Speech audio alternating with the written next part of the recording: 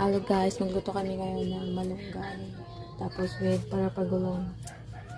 Ginataan. Ano ito bang? Ano na yun? Ano naglalag mo dyan? Itong body ito doon sa lamesa ko. Ito ilalagay niya. Itong galing pa to sa Cagayan na tira. Ayan guys. Ayan yung unang gata. Tapos ayan. Iniwan niya yung body. Body ang tawag sa amin.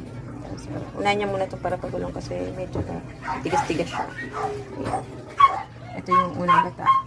Ay, pangalawang gata. Naglagay na siya ng bawang sibuyas, luya, ano yan, itim na yan? Paminta. Pakuluin lang. Wait tayo. Nilagay niya na purple. Tagalog anong ano kami? Hindi ko ano. Ano gano'n na yun? Ay, bakit may mustasa? Ayan. Hindi namin ko alam kung anong Tagalog yan. Basta sa amin para pagulong yan. Yung mahabang kulot. Mahabang kulot.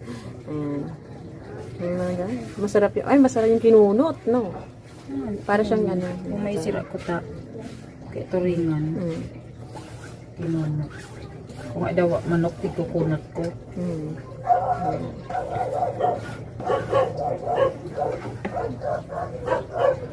Ano yan? Fresh from the tree.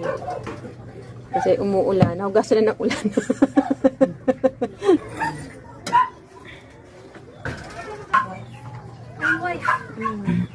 Ang ganting na lang. Yes, may lagas niya na. Ito malabing kasi Daddy. kamaskat na niya. Dahil mo na nilagyan ng asin. Ito maalat na niya. Hindi na pala niya nilagyan ng asin, guys. Kasi maalat na siya. Takpan muna natin. Binawasan namin sa sabaw, guys, kasi marami yung nilagay niya. So, bigyan namin gata.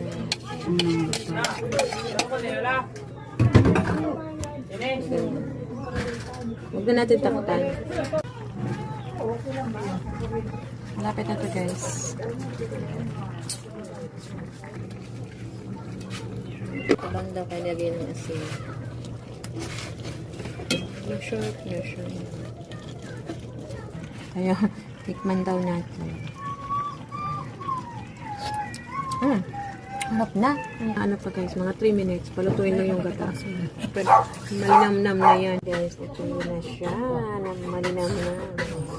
Pinataang malunggay with parapagulong. Kain na tayo. Ito yung share ko. Siyempre, marami-rami. Masarap.